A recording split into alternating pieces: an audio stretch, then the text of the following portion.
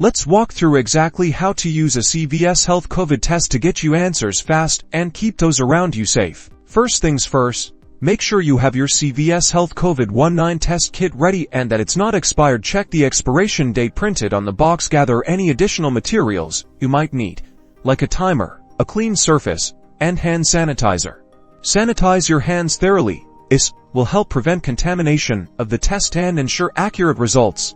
Open the test kit and carefully lay out all the components. You should have a swab, a test tube, a bottle of reagent solution, and, most importantly, the instructions. Read the instructions thoroughly before proceeding.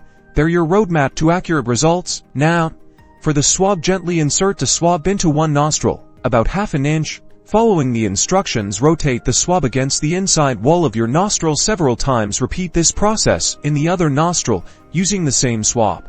Carefully place the swab into the test tube containing the reagent solution. Swirl the swab in the solution and then squeeze the sides of the tube while removing the swab to release any remaining sample. Close the test tube with the provided cap. Depending on the type of test you have, rapid or lab-based, you'll either apply a few drops of the solution onto the test strip included, or you'll need to seal it up and prepare it for mailing back to the lab. If it's a rapid test, wait the specified amount of time, as indicated in the instructions, usually around 10-15 minutes, and then read your results. Follow the instructions carefully to interpret the lines correctly.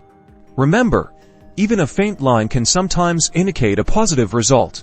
If it's a lab test, carefully package it according to the instructions and mail it back promptly. You'll typically receive your results online within a few days. No matter the result, it's always a good idea to consult with your healthcare provider for guidance and further advice. Stay safe, stay informed, and take care.